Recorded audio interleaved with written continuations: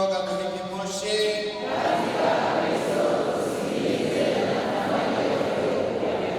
Katika Kristo tusikilize na tufanye yote upya.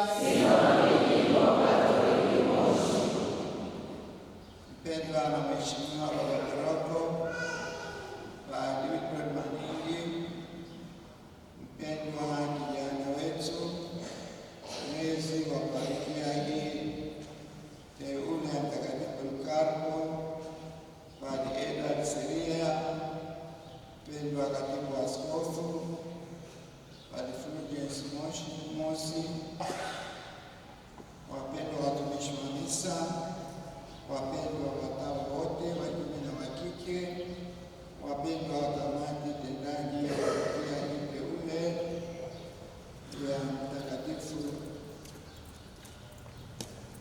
ya Mtakatifu Polikarpo,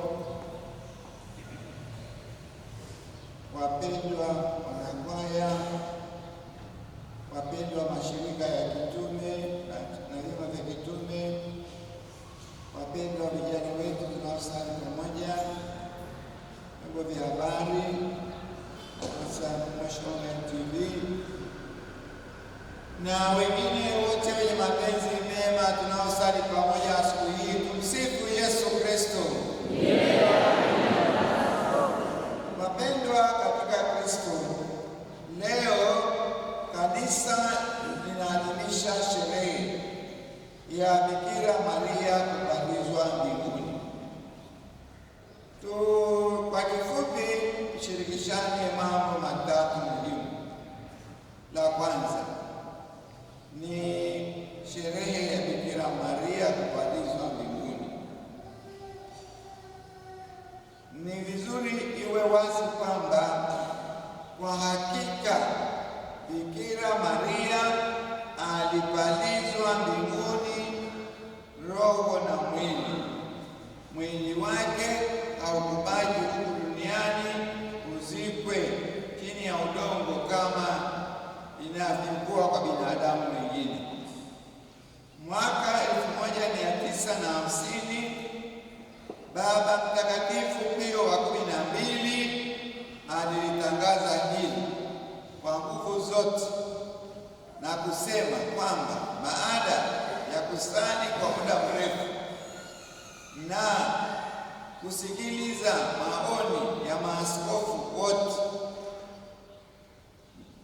akasema, natangaza kwamba Bikira Maria alipandizwa mbinguni roho na mwili, na hili ni fundisho mojawapo ya mafundisho ya imani yetu katika Kanisa Katoliki.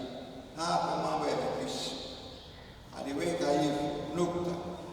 Ni mojawapo ya mafundisho ya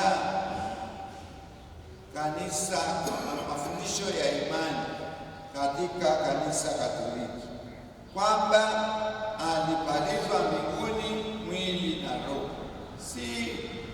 Si hadithi wala sio jambo ambalo linafikirika, sio nadharia, ni uhakika.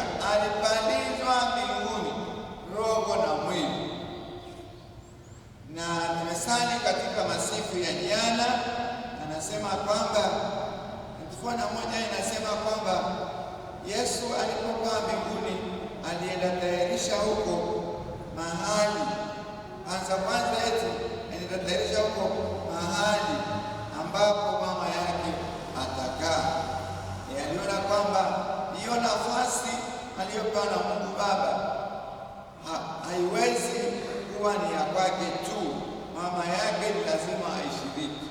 Tumesikiliza na tumesoma jana katika sala za jioni kwenye antifona mojawapo inasema Yesu alipokuwa mbinguni alienda tayarisha huko makao ambayo mama yake naye atakaa.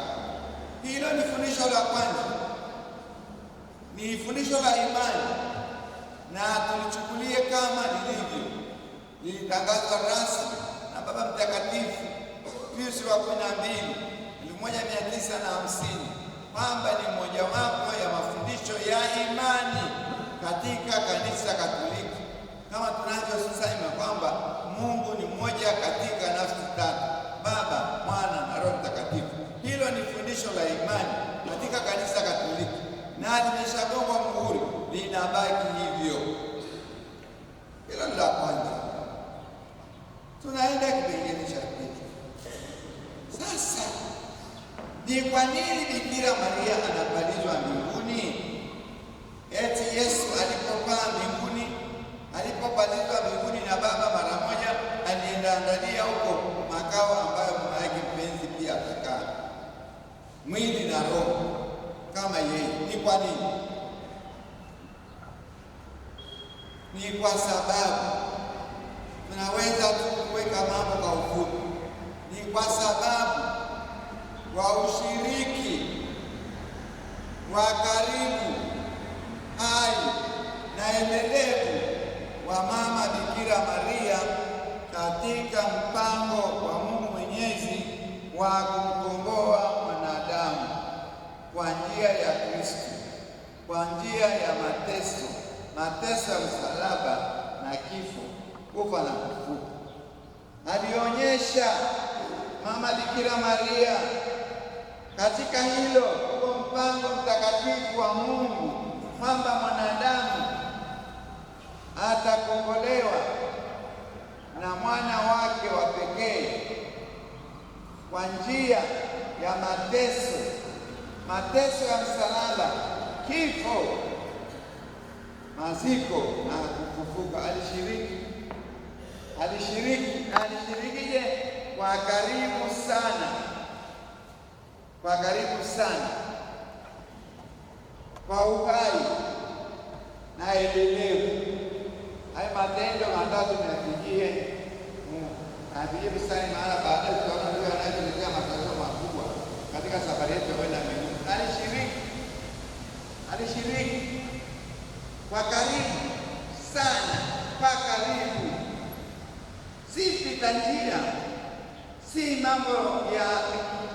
mambo tu ya Krismasi na Pasaka. Alishiriki kwa karibu sana, kwa uhai, si kwa kupapasa na kwa uendelevu mpaka mwisho, mpaka pale Kalvari alikuwa naye. Na kwa sababu hiyo mababa wa kanisa wanasema haikuwezekana mwili wa Mama Bikira Maria uzikwe huku duniani.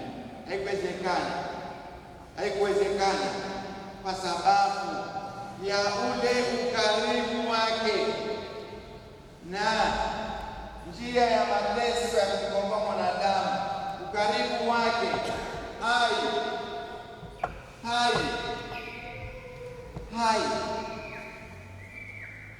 endelevu, ukarimu hai na endelevu, ukarimu hai na endelevu, ndivyo ambao mfanya Mama Bikira Maria akaweza kupata nafasi.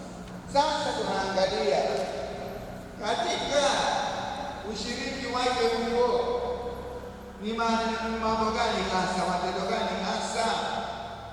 Ushiriki huo wake wa karibu, hai na endelevu uliomfanya Mungu akasema asibaki huku duniani, mwili wake ni yapi? Alishiriki mateso ya Bwana wetu Yesu Kristo. Alishiriki tangu mwanzo mpaka mwisho. Maandiko matakatifu hayasemi sana, lakini kama tunaona kule njiani, kituo cha 4, anatoka machozi, alafu tena hatusikii tena, anasikia pale mwishoni chini ya msalaba wa Bwana. Lakini ina maana kwamba alishiriki pia yote ya msalaba kwa karibu, kwa uhai na kwa endelevu. Si kwamba alikuwa anaenda kituo cha 5 yuko, kituo cha 6 na cha 7 yuko, anarudi kituo cha 8 na ile mwanangu anaendelea. Alikuwa pale, alishiriki kwa karibu, kwa uhai na endelevu.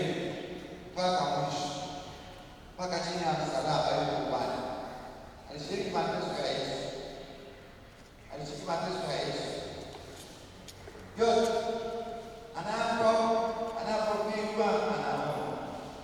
Anapoanguka chini mara ya kwanza, mara ya pili, mara ya tatu, anaomba. Anapotukanwa na wale wakutalia, wewe babu, wewe uliponya wengine, unashindwa kuponya na mwenyewe, alikuwa pale. Mwanaye anavyopata matukano, anayasika yote kama mama. Ninyi mama mko hapa, mama hapa duniani, upendo mkubwa ulio nao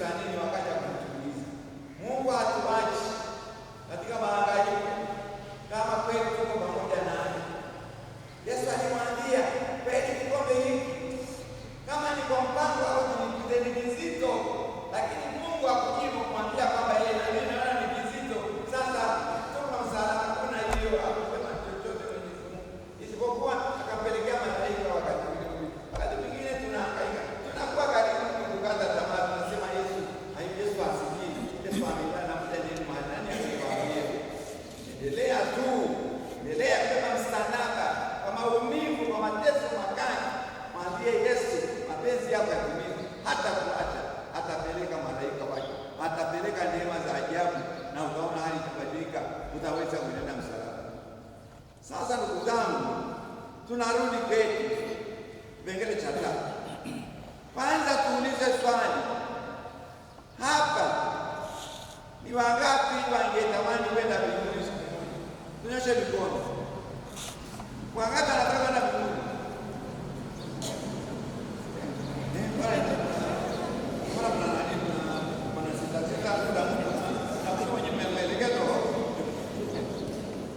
Wangapi wanataka kwenda motoni? Nyosha mkono. Sasa hapa ni siku moja, yaani watoto tu, nikaenda darasani na kufundisha darasa la watoto. Watoto, tumsifu Yesu Kristo milele amina. Madam, nita madam. Sasa watoto, wangapi hapa mngetaka kwenda mbinguni? Watoto, kanyosha mkono yote. Ndio sawa, teremsha mkono. Wangapi wangetaka kwenda motoni? Yote kanyosha mkono. Sasa hao ni watoto. Yaani ndio Yesu anasema tuacheni watoto waje kwangu. Yaani ni watakatifu, ni wanyenyekevu, hawajui jema wala baya, ni sisi tu na wa kwanza. Vyote havijito kati ya mimi, yaani yote kwao ni mema tu. Sasa ndugu zangu, mimi pia natamani sana kwenda mbinguni. Sasa ni lazima kufanya kwanza kabisa ni waombe. Yaani tumeumbwa, Mungu alituumba ili tufanyeje? Tumjue, tumpende, tumtumikie na baadaye mbele tukaishi naye mbinguni. Na huo ndio wito wetu wa mwisho. Wito wetu sio kuwa askofu, endelee kuwa askofu milele, endelee kuwa padri, endelee kuwa mtawa. Sawa, kama inabaki huo ile alama kwamba huyu alikuwa mtawa, alikuwa askofu, alikuwa padri, alikuwa mama ndoa, alikuwa baba ndoa, si okay. Lakini cha kwanza ni kuwa mtakatifu kama Mungu alivyo mtakatifu. Ukienda kwenye kitabu cha Walawi sura ya 2 mstari ule wa 19, Mungu anamwambia Musa, nenda ukawaambie wana wa Israeli watakuwa watakatifu kwa sababu mimi Mungu Bwana wao ni mtakatifu. Naona ni amri, si command, sio mwaliko, ni amri. Watakuwa, nenda ukawaambie wana wa Israeli watakuwa watakatifu kwa sababu mimi Mungu Bwana wao ni mtakatifu. Lazima tufanane naye. Bwana Yesu anapomalizia Injili ya Mtakatifu Mathayo ile sura ya 5 ambayo ameeleza juu ya heri na mambo mengi sana, mstari wa 48, sura ya 5 mstari wa 48 anasema mtakuwa wakamilifu kama Baba yenu wa mbinguni alivyo mkamilifu. Lakini ukienda kwenye teksti nyingine au kwenda Biblia nyingine zinasema, linarudia ile ya Walawi, mtakuwa watakatifu kama Baba yenu wa mbinguni alivyo mtakatifu. Sasa ndugu zangu, wito wetu wa mwisho ni kuwa watakatifu kama Mungu alivyo mtakatifu na kuishi naye kwa milele yote. Kwa milele yote, kuishi na Mungu kwa milele yote katika hiyo hali ya utakatifu. Sasa kwetu swala linakuja, tutafanyaje ili tuwe watakatifu?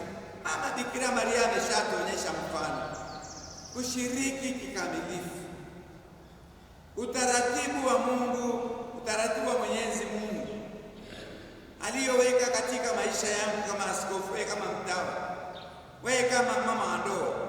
Yaani yale mambo ambayo ni ya msingi na mengine yanaendana na hali yenyewe, lazima uyaheshimu ya msingi. Kwa mfano, kila Mkristo Mkatoliki ni lazima awe amwamini Mungu, kwamba Mungu kuna amri ya kwanza ya Mungu inasemaje?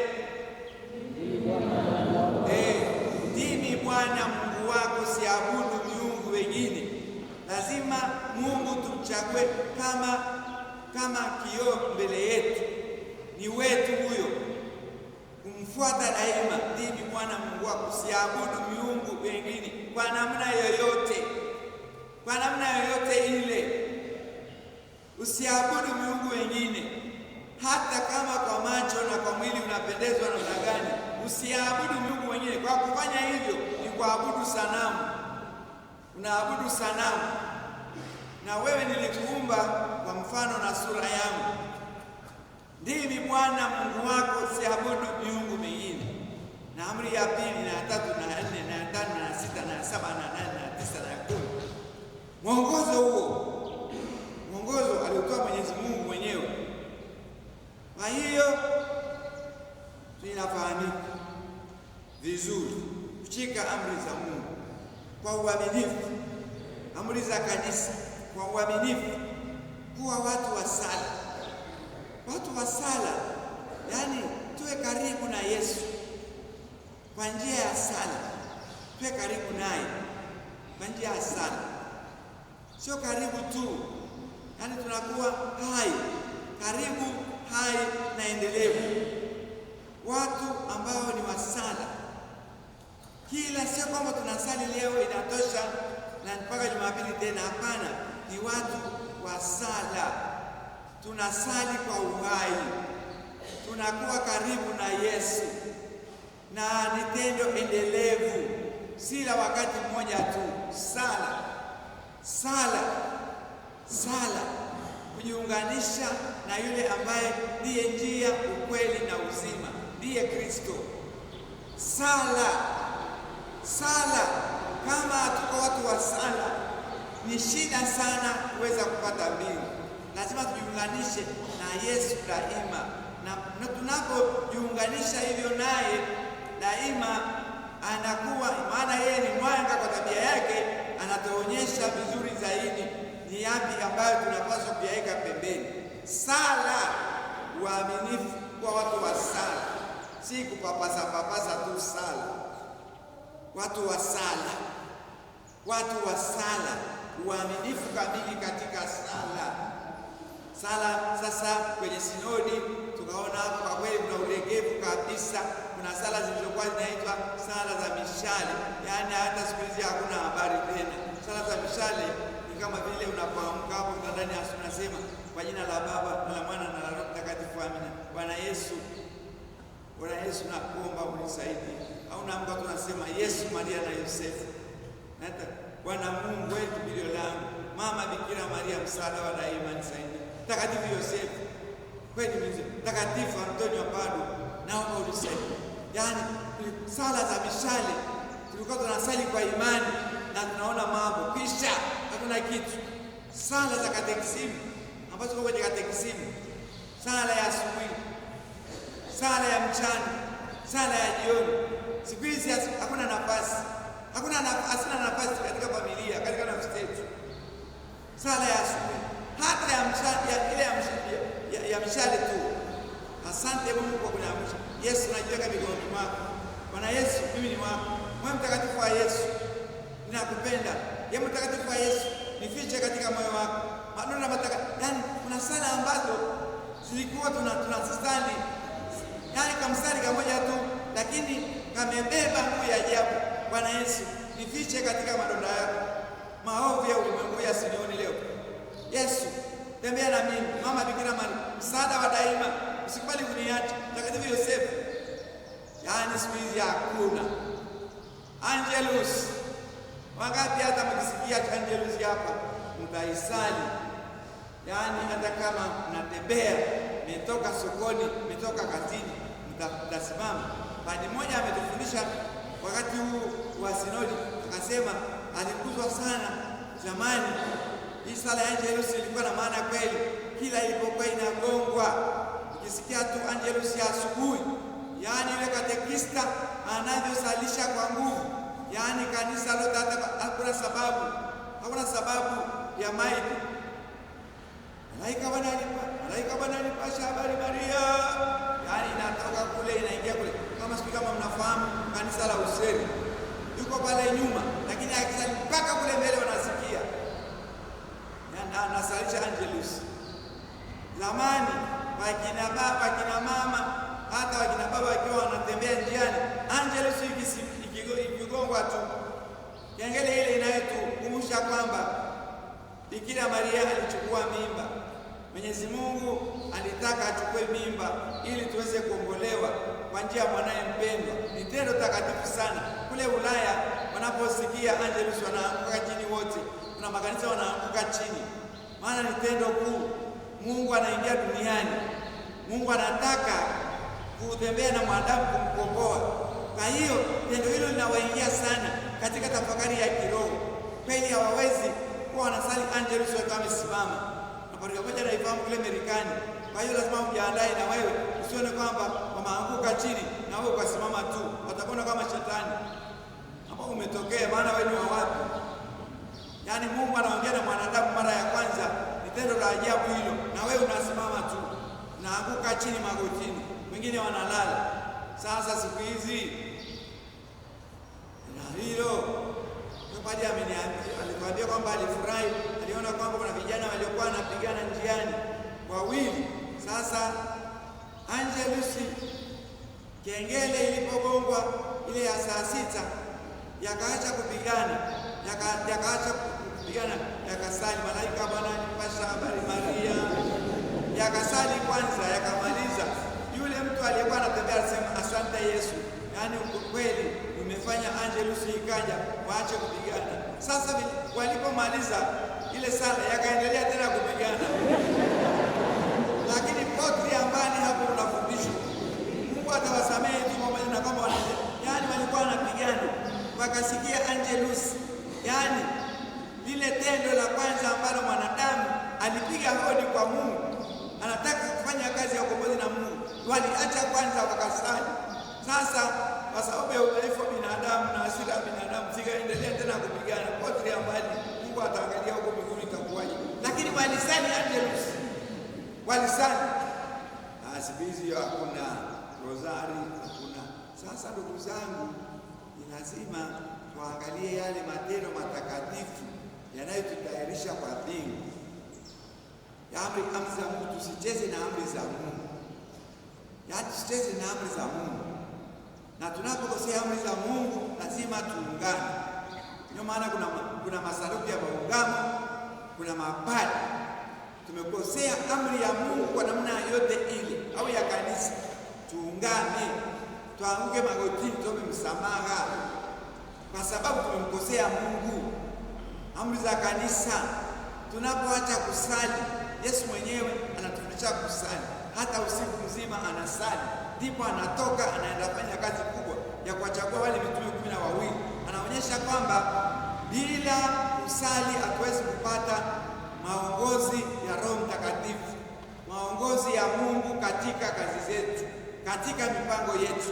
Amesali usiku mzima, asubuhi akateremka, akachagua mitume 12 kutoka wale wanafunzi wake. Aliangazwa na Roho Mtakatifu katika sala, aliangazwa na Mungu katika sala. Na kweli sala hivyo, kweli kama wakati mwingine tunapokuwa waaminifu, tunaona mambo ya ajabu katika sala, tunaona mambo ya ajabu, na unaona hapa ni Mungu tu anaongea. Sasa ni kwamba nakwambia, mteue huyo kijana anaitwa Edwin Saria, sijui nani, aende akawe hadi kiongozi kule, akawe kiongozi kule wapi? Kule Kenya. Kwa sababu wale watu wangu wako kwenye mahangaiko, peleke huyu. Sasa napata mwanga kutoka kwenye sala huko, ndio unachukua kalamu na unaandika, umeteuliwa rasmi sasa kuwa padi kiongozi katika parokia ya Mtakatifu Polycarp Soweto. Lakini kama kwa kweli hivi, lazima kusali, kupata maono na mwongozo wa Mungu, kwa sababu sisi ni watoto wake. Hatuwezi kufanya tu kama watu wa kawaida, watu wa duniani ambao hatuongozwi na Baba yetu wa mbinguni. Tuna Baba wa mbinguni ambaye mipango yote taratibu zote ametuwekea ili tuweze kuwa watoto wake. Bali tunapokosea lazima tuombe msamaha. Sakramenti za kanisa tusipokee kwa heshima na kwa imani kwamba kwa kweli ubatizo tayari tumeshaupata, lakini ni lazima tuuishe, tufanye uwe hai, tufanye uwe hai daima kwa njia ya sakramenti nyingine, sakramenti ya kitubio, sakramenti ya Ekaristi Takatifu, sakramenti ya ugonjwa, sakramenti ya ndoa. Ni lazima sakramenti ya ubatizo ni sakramenti kuu, ni mlango, imetufanya kuwa wana wa Mungu na wa kanisa. Hata hivyo inahitaji iendelewe kuinuliwa zaidi ili iweze kung'aa, ukuu wake uonekane, na ukuu wake unaonekana tunapoimarishwa na hayo mambo mengine. Sala tunapoimarishwa na sakramenti ya kitubio, Ekaristi Takatifu tunapoipokea kwa imani, sakramenti ya wagonjwa, sakramenti ya ndoa. Sasa ukiingia kwenye sakramenti ya ndoa, hapo kuna matatizo makubwa. Hapo kuna matatizo makubwa, tumeiacha kabisa. Na tumepata barua wakati huu wa sinodi. Sasa hivi vijana wameniandikia, sijui ni watu wazee, tumeniambia baba askofu, unaonaje unapoongea sana juu ya swala la masuria? Wewe baba askofu, huoni kwamba alama za nyakati zinaonyesha kwamba ni kipindi cha kupiga muhuri tu baba? Kwa kweli, tuache masuria tu wakae kama alivyo. Wewe acha piga muhuri wewe mwenyewe, tupige muhuri, muogelee kwenye mazambi, tupige muhuri, njoo ukapige mwenyewe. Mubadilike tu, mtoke huko, muwe wana wa Mungu, fuateni utaratibu. Ndio hayo mambo ambayo yanatusaidia kuwa karibu, kuwa hai na kuwa wana endelevu wa Mungu. Kufanya matendo matakatifu, matendo mema kila siku, yale ambayo yanatusaidia tunakutana na Mungu, tunakuwa ni wana wa Mungu. Kupenda sala, kupenda sakramenti za kanisa, kupenda matendo mema, kupenda kwenda kuangalia wagonjwa, kupenda kuwatembelea wagonjwa, kupenda kuwatembelea wafungwa, kupenda kuangalia walemavu, wenye ulemavu ambao wako na sisi. Matendo mema. Maaskofu ametuandikia mwaka huu, ndugu, usiache kutenda mema, endelea kutenda mema tu. Na wanasema mema tunayo yafanya sasa hivi yatatembea na sisi kila mahali, mpaka kaburini, mpaka mbinguni. Nenda mema, nenda zako, mema yatatufuata tu. Ndugu zangu, ni lazima, kama tunataka kwenda mbinguni, ni lazima kuwa karibu na Mungu kwa taratibu zile ambazo ameziweka, na hasa hizo kuu: kuwa watu wa Mungu, watu wa sala, si wa Jumapili kama leo tu, watu wa sala na kusali kwa imani kwamba Mungu yupo, Yesu yupo, Mungu Roho Mtakatifu yupo, ananisikiliza. Kusali kwa imani. Sakramenti za kanisa zipewe heshima, sipewe nafasi katika maisha yetu. Lakini neno la Mungu nimeimba sana, tumeimba sana. Kila mtu ana Biblia jamani. Neno la Mungu ni hai, neno la Mungu lina nguvu, neno la Mungu linakata pande zote mbili. Nenda kwa Ibrania 4:12. Neno la Mungu ni hai, neno la Mungu lina hai, neno la Mungu ni hai, neno la Mungu lina nguvu, neno la Mungu linakata pande zote mbili. Tuwe na Biblia jamani, ni silaha ya Mkristo, ni silaha ya Mkatoliki, kwamba niko na neno la Mungu, Mungu ambaye ni hai yuko katika neno lake. Uwe na imani katika alama za kimungu zilizoko kwetu. Neno la Mungu, tunatembea na Mungu kwa hakika. Mimi ndimi njia, ukweli na uzima. Yohana 12:6. Mimi ndimi njia, ukweli na uzima. Sasa Yaani hata mimi hata hapo kwani naweza kutembea bila neno la Mungu. Liko hapo neno la Mungu. Katibu. Meacha za Kristo. Siwezi kutembea bila neno la Mungu. Daima ili hapa tu natembea nalo kila mahali. Wananiambia baba askofu, ukifanya hivyo na unakuwa kama ni mlokole. Yaani walokole ndio wanatembea nayo. Wewe kama wewe ukikuta mlokole kwa sababu unatembea na silaha yako. Silaha, hii ni silaha yangu, neno la Mungu. Mimi siwezi kuacha mahali popote. Na kwenye mikutano yote naweka katikati, hata kama hatukuanza na neno, naweka katikati ya meza. Litawale. Yesu atawale kikao. Yesu atawale mkutano, atawale hizo roho. Yesu atatubadilishe kwenye haya mambo ya kipumbavu yanaweza kuibuka kwenye mkutano. Sisi tunajiachia tu. Sasa tunapojiachia tu, hatujiunganishi na alama za mbingu, alama za Mungu zilizoko kati yetu. Nimeiba sana juu ya Biblia. Jumapili ya neno la Mungu. Nikaomba sana tubariki jamani, mabadi mbariki. Mwana siku hiyo na kila Jumapili mbariki. Asa. Naomba mtulio na Biblia hapa, naomba muonyeshe Biblia hii. Ya kwangu iko hapa, ya Kikatoliki, ya maaskofu, ile ambayo maaskofu wameficha. Haya baba paroko hesabu kwa Kiswahili. Asema wewe hapa parokia 1 2 3 4 5 6 ongereni. Unakuwa parokia hesabu.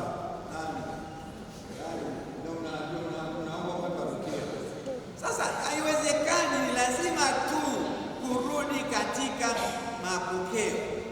Kweli tuwe Bwana wa Mungu kama inavyopaswa kuwa. Tumejiachia Mungu. Wewe unaenda una rozari, unaenda una Biblia, unaenda una msalaba, unatembea tu. Wewe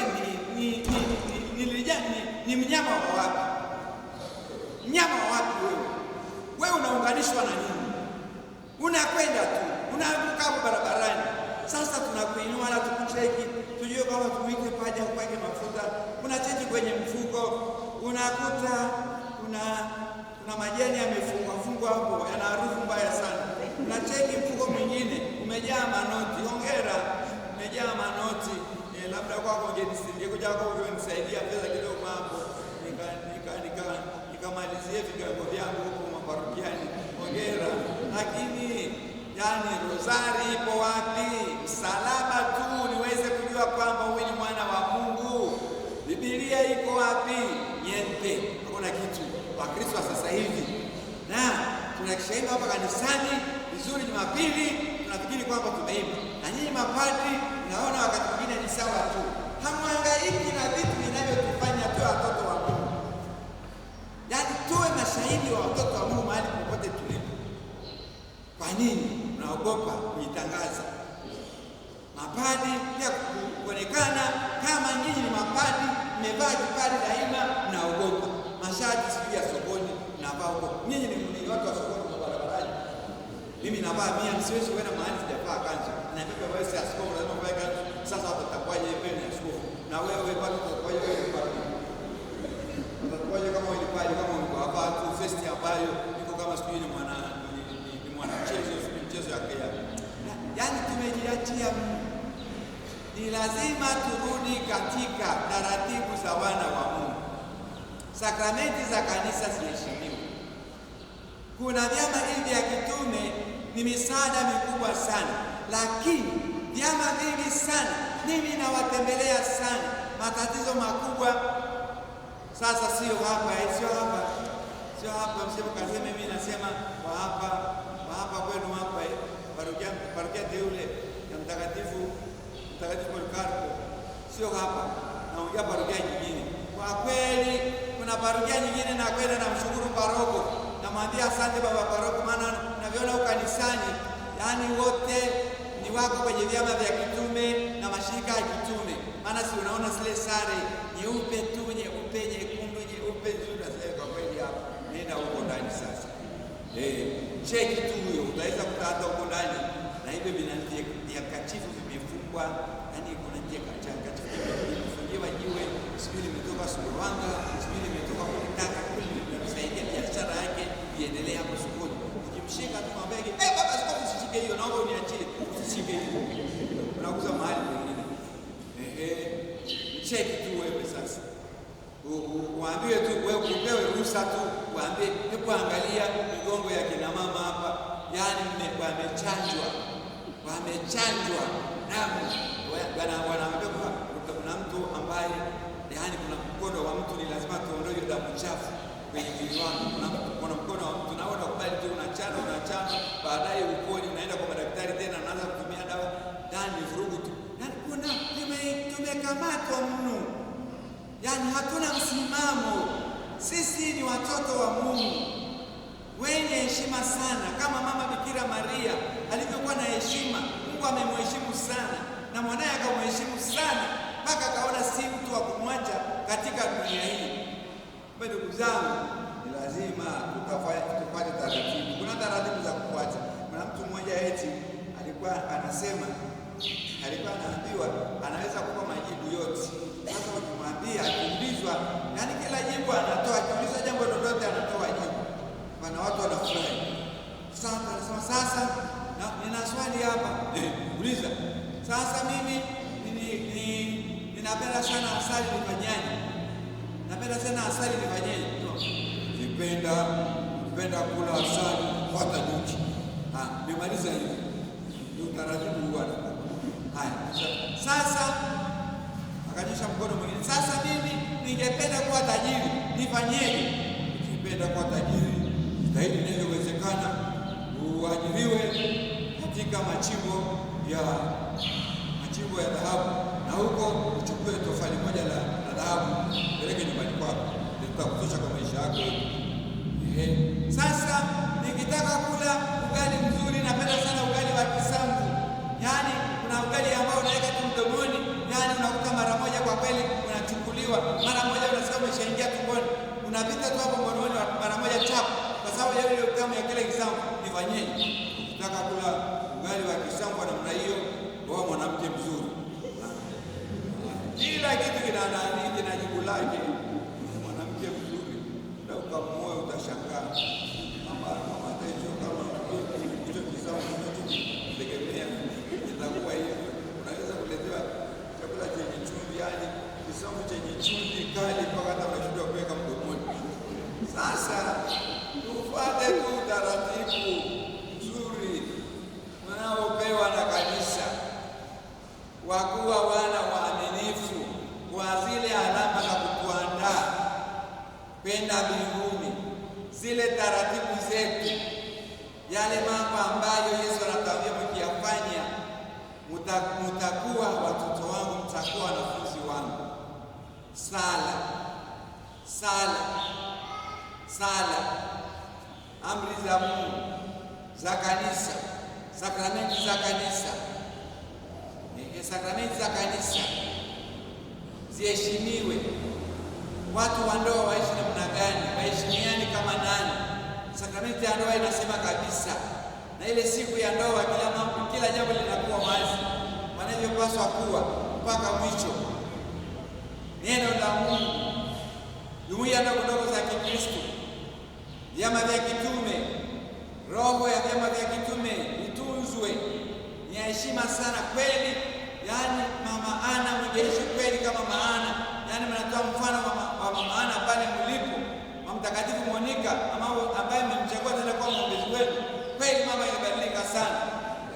Mtakatifu Yosefu, mngefanana kweli na Yosefu ambaye tunamwita ni Mungu, anatimiza mpango wa Mungu. Yaani mambo makali yanaambiwa na Mungu, lakini kwa imani yake kwa Mungu anayatimiza perfectly. Kweli mngefanya hivyo, mambo yangebadilika sana. Roho ya Mtakatifu Yosefu, kuishi tu roho ile Mtakatifu Yosefu, moyo mtakatifu wa Yesu uliojaa utajiri wote, wema, huruma, mapendo, uchaji, usafi, utakatifu. Kweli moyo mtakatifu wa Yesu mngeiga tu huo moyo, alafu mnaishi hapa Soweto, mambo yamebadilika kweli. Kweli Bikira Maria, kweli vyama vya kitume, kwa kweli waimbaji, kweli mngefanana tu na Mtakatifu Cecilia. Ninyi mnajichagulia watakatifu wengi, lakini Mtakatifu Cecilia ndiye ambaye amechaguliwa na mama kanisa kwamba ndiye msimamizi wa waimbaji wote. Mtakatifu Cecilia, bikira na shahidi. Mngefanana tu naye, mfanane tu naye katika utume wenu. Mnasema mnaenda injilisha, ya kweli mambo yakibadilika kweli, lakini tunafanya tu kidunia tu. Ni lazima sisi sio watu wa dunia. Sisi ni watu wa maana sana. Sisi tumekombolewa kwa damu ya Kristo. Mtakatifu Petro anatuambia, ukitaka kufahamu bei ya wokovu wako, nenda kwa Yesu, mwangalie damu ya Kristo. Tumenunuliwa kwa damu azizi ya Kristo, damu yenye bei ghali sana.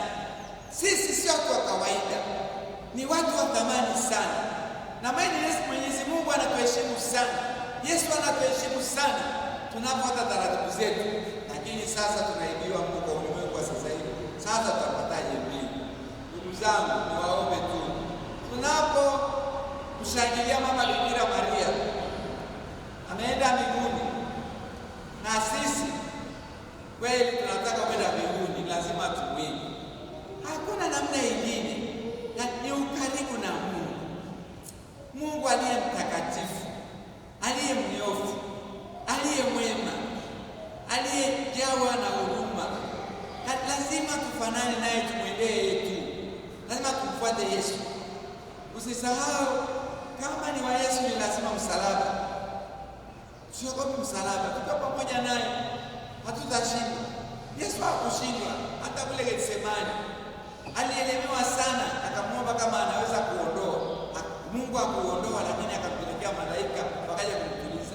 Hawezi kutuacha katika misalaba yetu. Misalaba ipo nikani, lakini pamoja na Yesu. Kuna parokia moja inasema pamoja na Yesu tunaweza pamoja na Yesu. Ndio kauli mbiu yao. Haya, kauli mbiu nzuri sana, lakini ni kweli. Pamoja na Yesu tunaweza, pamoja na Yesu tunaweza, pamoja na Yesu tunaweza, na Yesu pamoja tunaweza. Haya, sasa pamoja na Yesu tunaweza ni kweli kabisa, lakini kwa uaminifu. Ndugu zangu, niwaombe sana tuwe na uaminifu. Mmesikia somo la kwanza, kuna kitu kinachotisha hapo, mnakifanya tafakari. Na mshukuru mama aliyesoma, amesoma vizuri kweli. Yaani, na niombe ni mapadri, angalieni neno la Mungu lisomwe kama lilivyo, yaani lisomwe kwa sauti, kila mtu asikie, maana ni Mungu anaongea na sisi. Neno la Mungu ni hai, neno la Mungu lina nguvu, neno la Mungu linakata pande zote mbili, Waibrania 4:12. Kwa hiyo liko hai, ni takatifu, linatangaza. Ni Mungu anaongea na sisi, ni Yesu anaongea na sisi, na hivi neno la Mungu lisomwe vizuri na watu wenye kipaji cha kusoma vizuri, kama mama aliyesoma leo. Kila kitu kinasikika. Asante sana mama.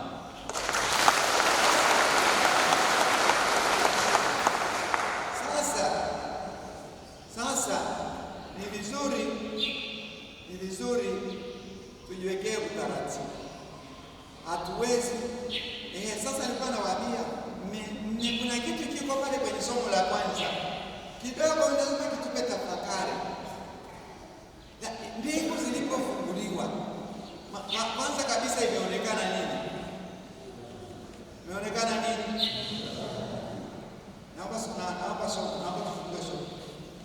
Naomba somo. Sema maneno yetu kwa kurudi kwenye maandiko. Naomba somo la kwanza. Amesomea mama mkuu sana.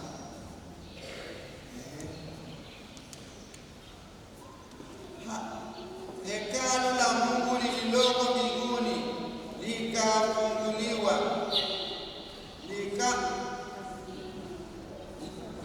sanduku la Mungu likafunguliwa, na sanduku la agano lake likaonekana ndani ya hekalu lake. Kukawa na umeme na sauti na radi na tetemeko la nchi na mvua ya mawe nyingi sana. Unaona hivyo? Yaani kumbe mbinguni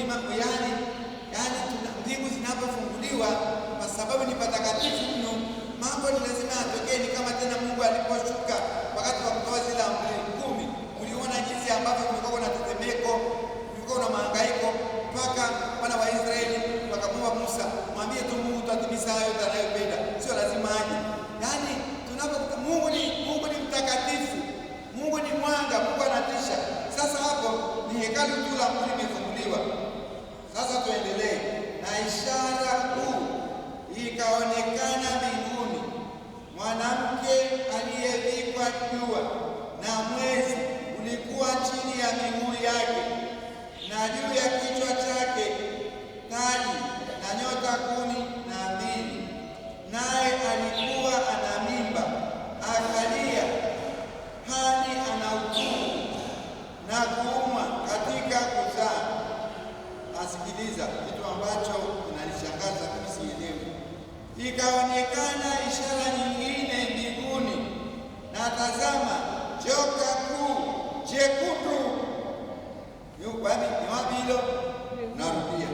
Ikaonekana ishara nyingine mbinguni, na tazama, joka kuu, joka kubwa jekundu, alikuwa na vichwa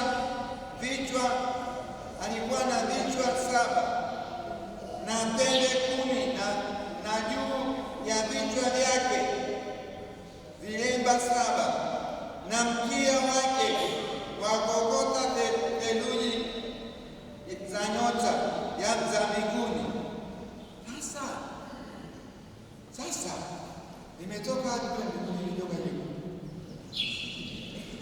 Kwa nini kule mbinguni? Yaani lazima tufanye tafakari ya maneno ya Mungu. Yaani pengine ni sawa, mama Bikira Maria hii nani? Ni ishara ya nini? Haitishi. Kule mbinguni mwanamke akaonekana amevikwa jua, ni ishara ya mama Bikira Maria ambaye atakuja. Lakini hili joka kubwa jekundu lilikuwa na vichwa 7 na pembe 10 na juu ya vichwa vyake vilemba 7, na mkia wake wakokota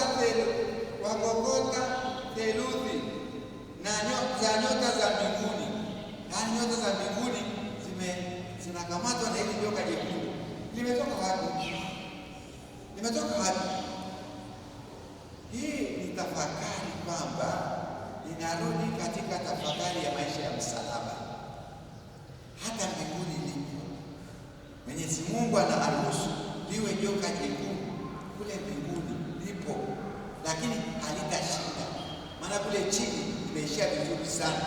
Kuna tangazo kule chini jinsi somo linavyoishia kwamba sikiliza, kule chini somo likaishia, nikasikia sauti kuu mbinguni ikisema, sasa kumekuweko wokovu na nguvu na ufalme wa Mungu wetu na mamlaka ya Kristo wake, kwa maana amemtupa chini mshitaki wa ndugu zetu, yeye aliyewashtaki mbele za Mungu wetu mchana na usiku. Kumbe unajua sasa tuelewe vizuri. Yaani iwe ni Baba Mtakatifu, iwe ni askofu, iwe ni padri, iwe ni mtawa, pamoja na sana tunavyojitahidi, lakini ndani yetu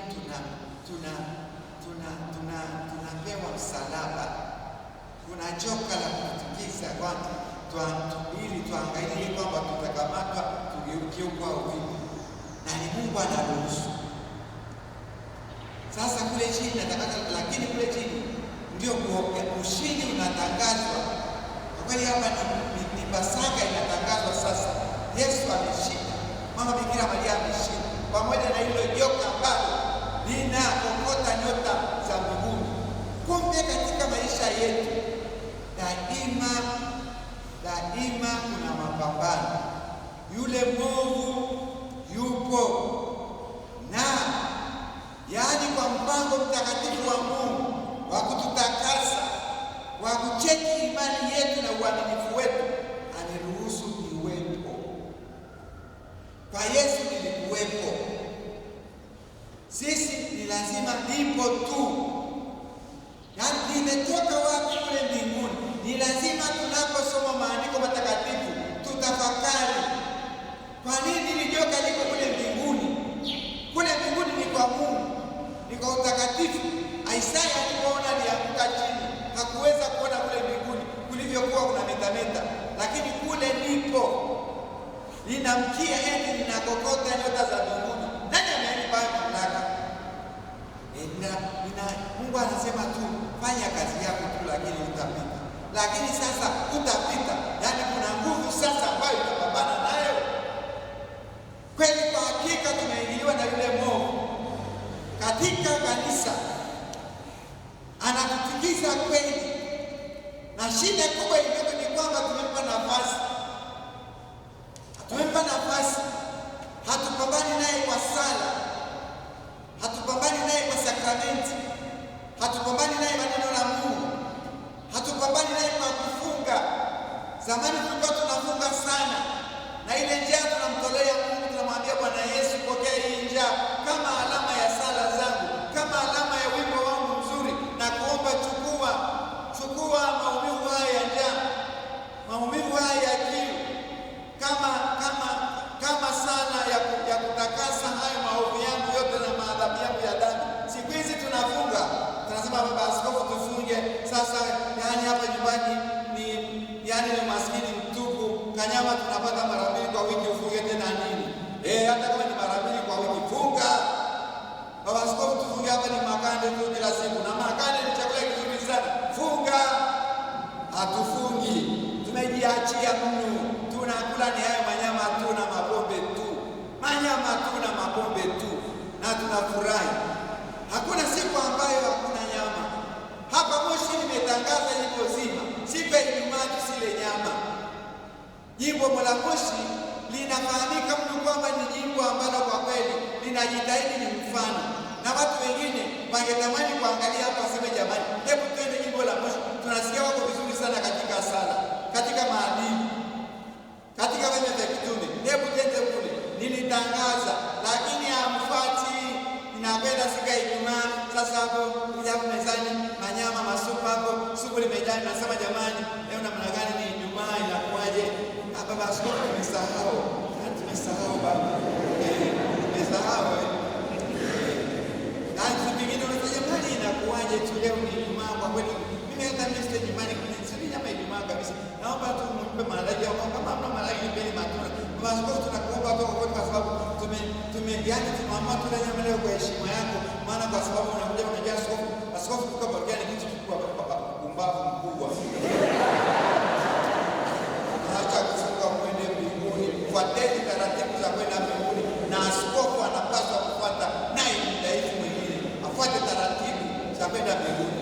Basi kwa ndio kwa kweli unakuja jinsi ambavyo hujafika parokia yetu hata siku moja. Baba, tumeamua tu leo tufanye sikukuu kwa ajili yako.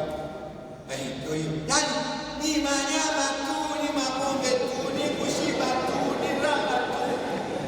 Sasa Yesu alisema shetani na namna hii alitoki ila sala na kufunga na kuomba. Alisema shetani, mitume walimwambia, ni kwa nini sisi tumeshindwa kuondoa lile pepo? Yesu akamwambia pepo la namna hii alitoki ila kwa sala na kufunga. Tunafunga siku hizi, mabadi tunafunga, watawa tunafunga, nyama za kiume mnafunga. Haya, nasema baba askofu, yaani kwa kweli leo na njaa, nitafunga kesho. Kesho tutafunga kesho.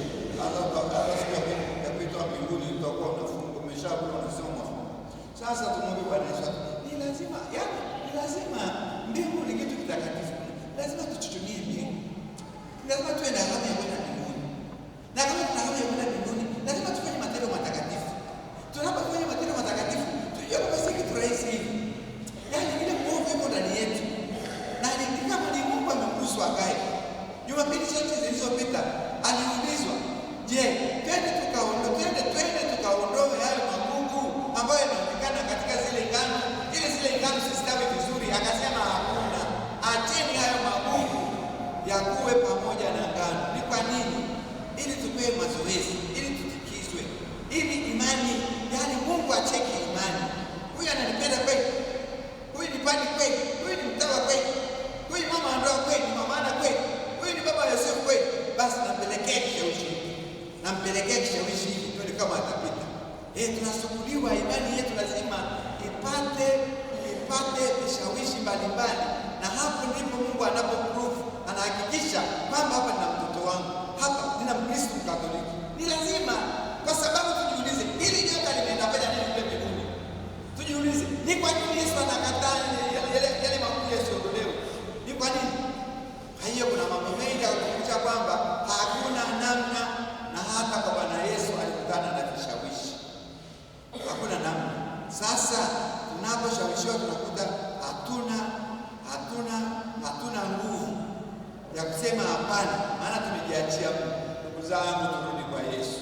Sisi ni wa Yesu, sisi ni wa Mungu, na tujitahidi inavyowezekana kwa msaada wa neema ya Mungu. Hakuna lisilowezekana, tunajiachia Mungu. Hakuna lisilowezekana kwa Mungu. Waliojitahidi pamoja na Mungu wakitegemea neema yake na nguvu ya Mungu wamepita vizuri sana, na sisi tuwafuate.